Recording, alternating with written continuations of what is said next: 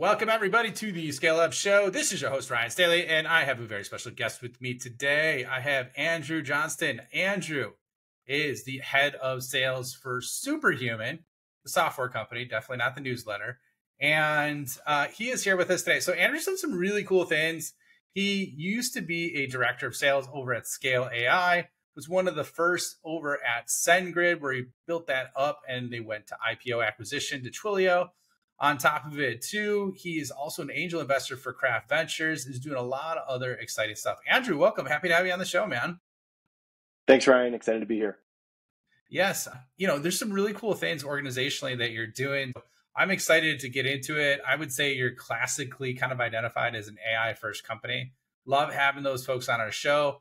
So before we get too deep, though, let's do a real quick revenue rundown to understand the stages of the journey that you guys are at. So where are you guys at in terms of a revenue stage organizationally? Yeah, we raised our Series C a few years ago. We've kind of outpaced that in terms of revenue. Can't talk about specific numbers, but we have been building a B2C business, a very healthy B2C business for several years, all the way back to 2015, so almost 10 years now.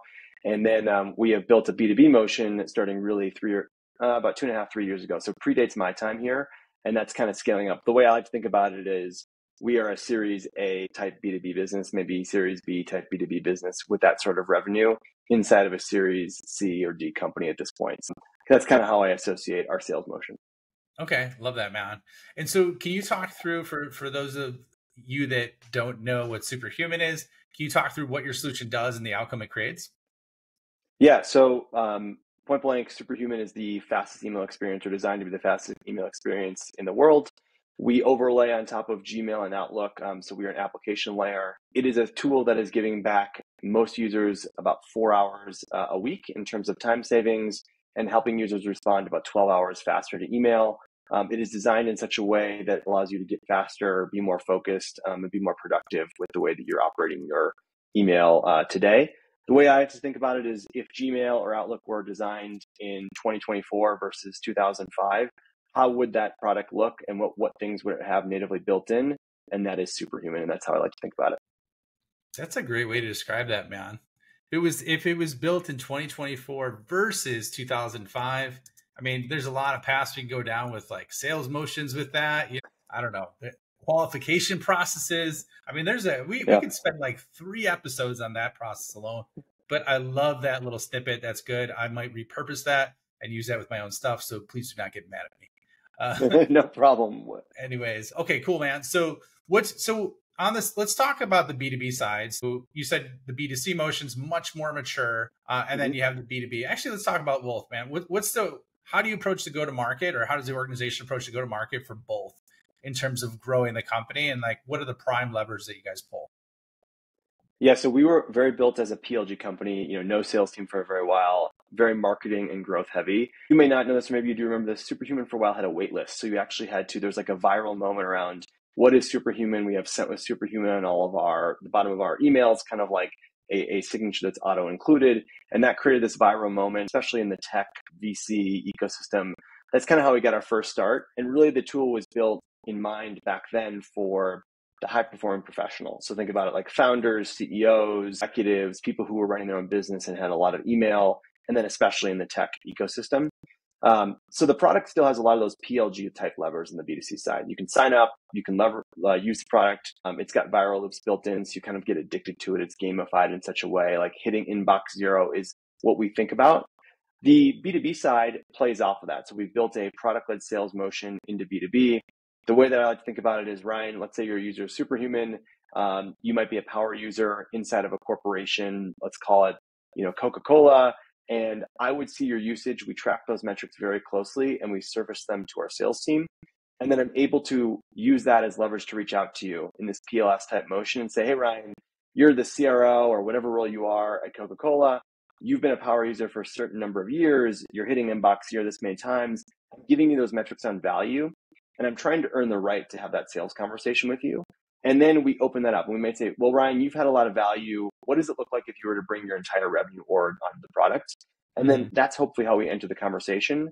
Of course, we obviously have that inception moment that happens top of funnel, where users are organically hitting talk to sales or reaching out based on features and things that we've launched.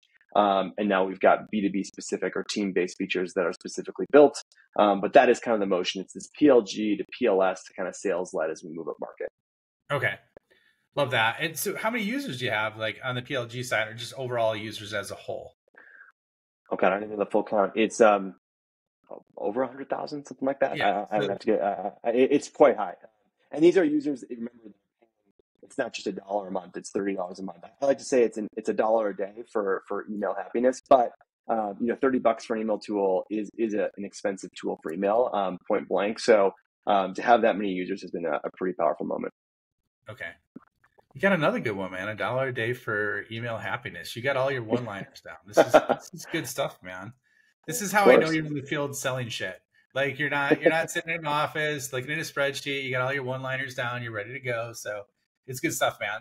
Okay, love that. And I'm just thinking through here. Okay, so what's the hit rate then? It's got to be super high if that's like you got the product usage metrics to be able to reach out.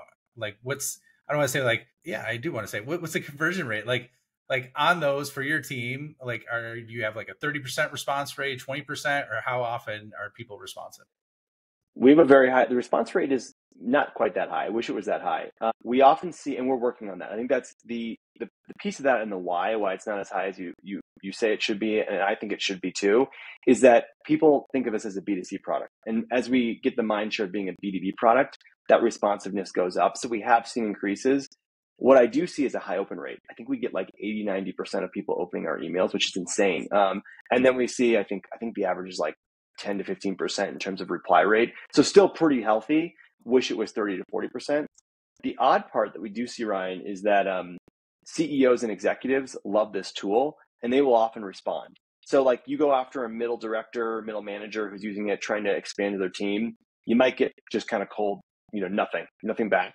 But a CEO say, oh my gosh, I love Superhuman, couldn't live without that. I would love to bring it to my team. The problem is then you've got to go down the team, right? They say, okay, I'll sign an all-in deal for the product, but you got to go convince all my generals to buy and teach them the value of what Superhuman is. That's the hard part.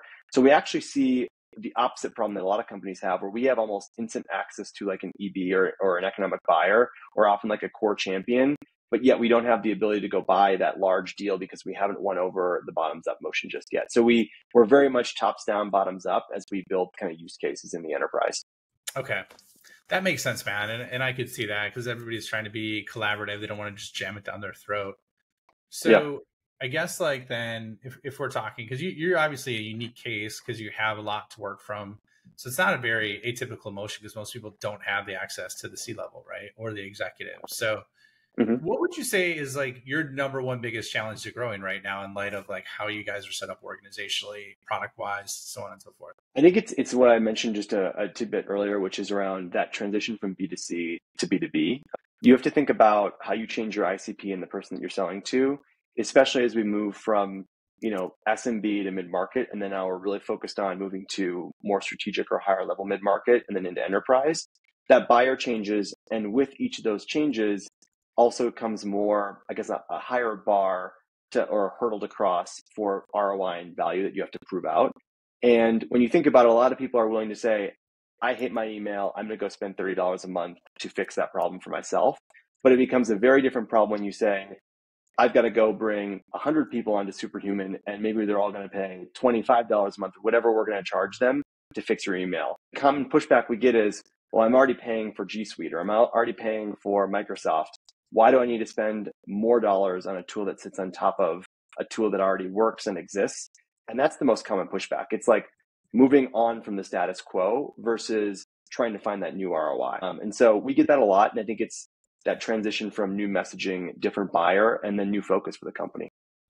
Okay. And so how are you quantifying that ROI? Because that's like, obviously there's the large language models that are getting released that, here's the thing I see all the time, man, because when I talk to folks, they're just like, yeah, I use ChatGPT to write emails and it helps, right? Which is kind of the most common, but like the lowest level use case, they're probably not even using it, right? So how do you combat that with large language models and what's happening? And then how did you quantify the outcomes? Yeah, so we the tool itself was built to be very enhance productivity, create a lot of metrics that can really help you prove out efficiency. For a while, we used to say it saves you X amount of time per day or per week. We didn't have a way to quantify that. Over the last year, we're now actually able to look at, through APIs into Gmail and into Microsoft, look at the pre-post. If you sign up for Superhuman, we can look at how much you were sending, how fast you're responding, what your email workload looked like prior to using Superhuman, and then we can look at what it looked like after. And so the metrics that we typically correlate around are things like time savings. The next one is how many emails are you responding to in the same time frame. And the last one is how fast you're responding. So let's put that in the frame of a salesperson. If you go from responding to 100 emails a day to 200 emails a day, you just 2x your output. And let's say you're also hitting inbox 0, but you're also responding to those emails 12 hours faster. What does that mean? Customers are getting faster responses. You might be beating out your competition in a competitive deal or selling scenario. You're also able to get peace of mind that my inbox is clear, my tasks are done for the day, I'm not sitting with 7,000 unread emails that I don't know where to attend to, right? And so that's how we're quantifying it. The value around AI is super clear and super on top of our minds for us right now. We haven't integrated AI into the tool. You can write emails just like you can in ChatGPT built into Superhuman. What's also cool about that is it reads your emails, and so you're able to write in your own voice. So it can see how you've written before and customize it to yourself, which is very cool.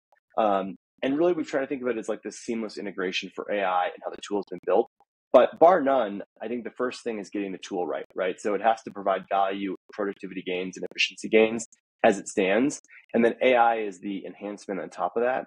Just to give you a frame, we're probably seeing 15 to 25% adoption of our AI tooling across our user base, which is strong, but it goes to show you that if that were the only thing that people were using, it wouldn't be enough to justify the value. They're really getting 75% of the value of what's already been built and what we continue to enhance.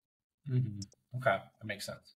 So definitely a big play on, like what you did there. So you hit on time saved, right? So time saved for the individual. Then you look at just quantity of actions. Then you looked at speed, and then you hit on the emotional, kind of mental benefit of having things taken care of versus just a big pile of mess. What's Here's the thing, man. Because so what do you see? How receptive are folks to that? Because I think I've seen both angles. I've seen leaders that are yep, totally on board. That makes sense. And then I see others are well, I'm not trying to focus on saving my team time. I'm trying to focus on having them sell more revenue, right? And they kind of ignore the shit that you said you could double their output. So how do you approach that? I think it's just that's where you have to take the metrics that matter to those folks and correlate them to what I just told you. So the sales one is the best use case. And that's actually where we're hunting. We're going after salespeople because there's a larger ROI gain, which is, okay, now in this world of, money isn't so free as it was, 3-4 years ago. What does it look like now if you can increase productivity by rep? So instead of giving a rep, 100 accounts, you now can give them 150 accounts. And they're not going to lose sight of those accounts because you're giving them a tool to be increasingly responsive and effective at selling deals. And so we're trying to correlate the metrics that matter to that sales leader with the things that we know are true and what we can provide based on the outputs that the tool has seen. And so we try to connect those two things together because you're right. If we just focused on time savings, it's well, what are you going to do with 4 hours? And that just means now you're going to go bike after work and do your own thing and not actually be hunting deals. But if you say, now you're getting 4 hours back, you can prospect more accounts and try to open up and do more outbound. A lot of reps say, I don't have time to do outbound. Well, now you just gave them that time back. So there's the value in connecting the dots for the customer that we often have to do because otherwise it will fall on flat ears. Yeah, totally makes sense, man.